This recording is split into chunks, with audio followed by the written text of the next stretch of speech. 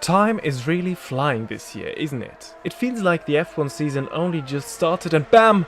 Here we are, just ahead of the summer break and at one of the most popular racetracks in the world. This weekend we'll be seeing the Belgian Grand Prix at Spa-Francorchamps. While we might not have seen the best races here in the last couple of years, it still is a pleasure to see F1 cars go around this track, and for the drivers it is also one of the greatest tracks to drive on. Even so much so that if you play any racing game online, you might get the impression that you only own a demo version with only this track available. But on a serious note, please stop that. There's so many great tracks in most of the racing games and sims that there is no harm trying out something new.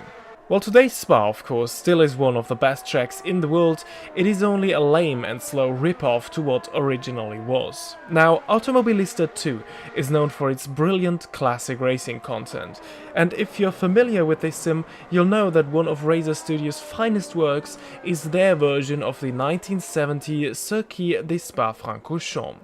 This layout was the last F1 raced on back in the day before moving the Belgian Grand Prix to Nivelles and Zolder until the new layout was introduced in the 80s, and that historic track was one of the biggest challenges of the calendar back then.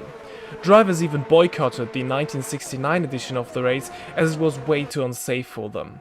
And that is no wonder. A lot of high-speed sweeps on public roads, most of them through beautiful scenery but without any safety features at all. It was quite obvious F1 couldn't race here anymore after many drivers losing their lives here and cars in the late 60s only beginning to become faster and faster when the first aero elements were seen. Now, in terms of driver safety, it is quite clear that F1 can't race here anymore in reality, but amazingly, this layout of Spa isn't lost at all. Pretty much every part of it still exists today as public roads around the modern circuit, and you can actually drive these roads on your own. So let's just imagine for a second what could be if the FIA decided, you know what, screw driver safety, let's listen to the everything was better in the past nostalgia brigade and let's use this layout again. This is how a modern F1 car would do around that track.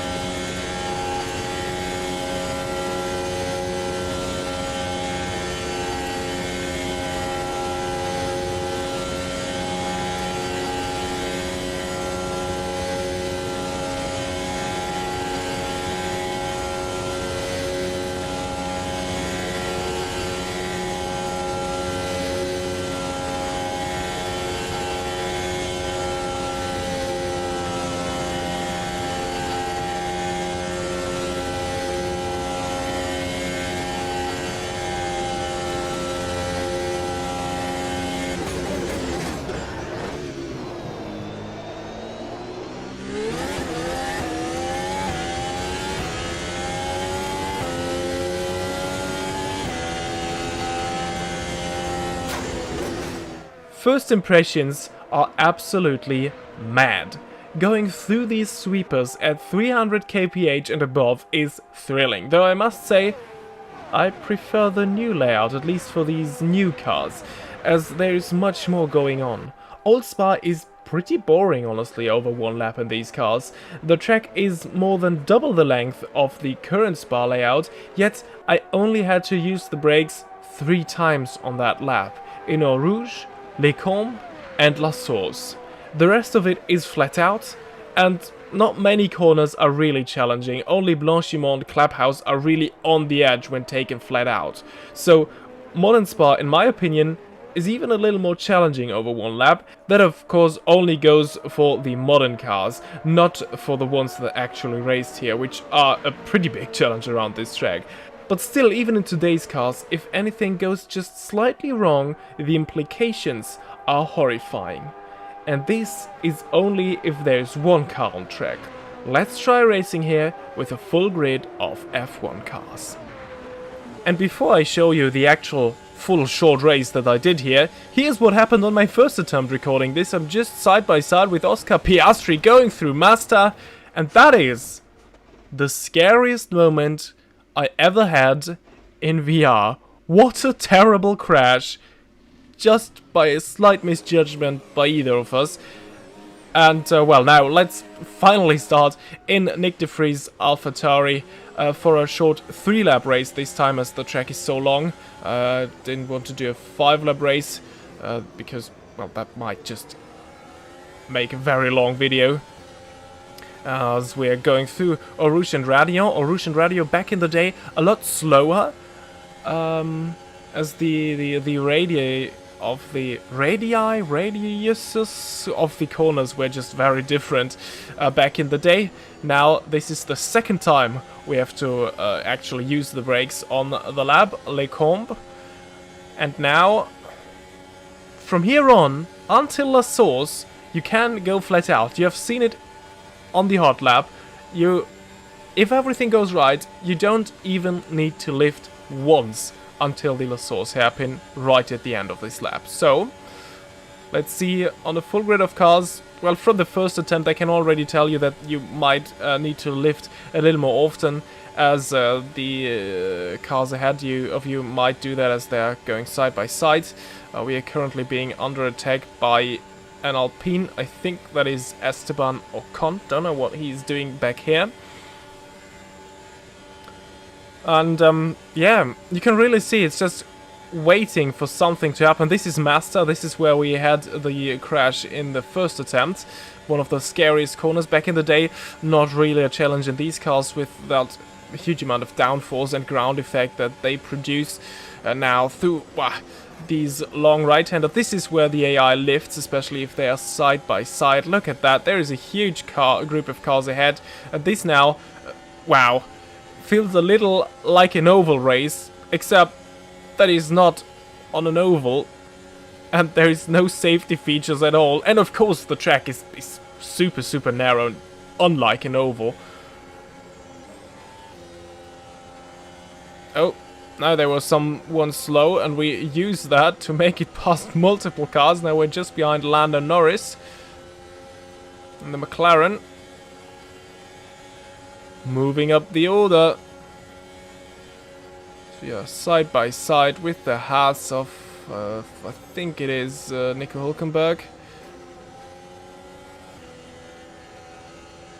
This part of the track also very confusing. This is Blanchimont now, as here everything looks kinda similar. It's just trees on flat out racing. Now this is Clubhouse, and there is La Source now coming up.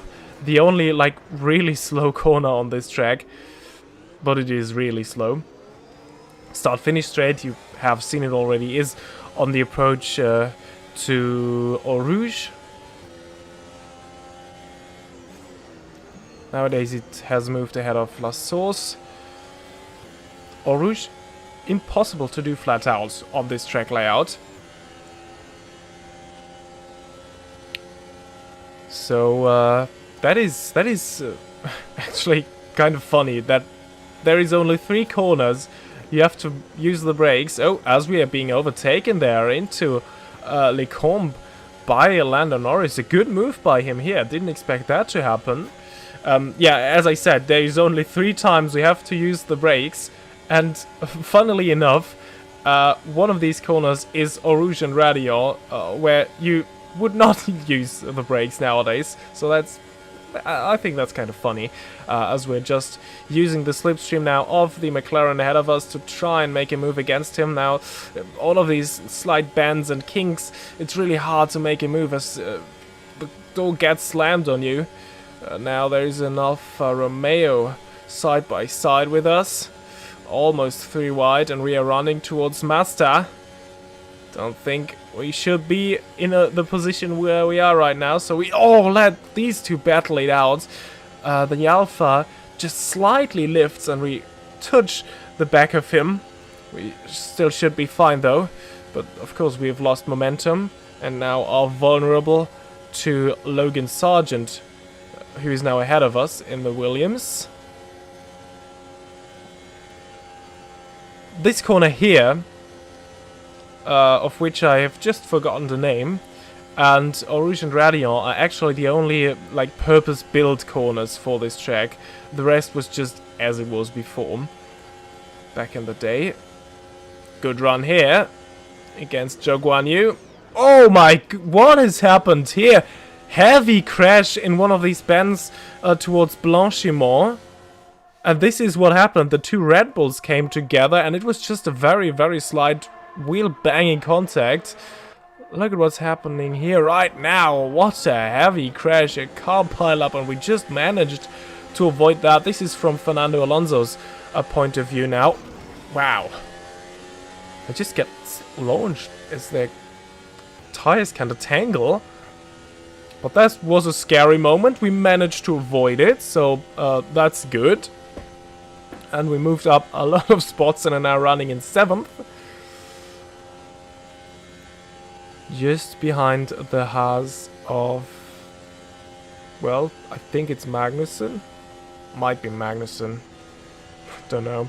Through Blanchimont once again. You saw me lifting there. And now Clubhouse. No bus stop chicane whatsoever. Into La Source, and we are about to start the final lap, and let's see if we can attack the Haas ahead of us. Whoever it is.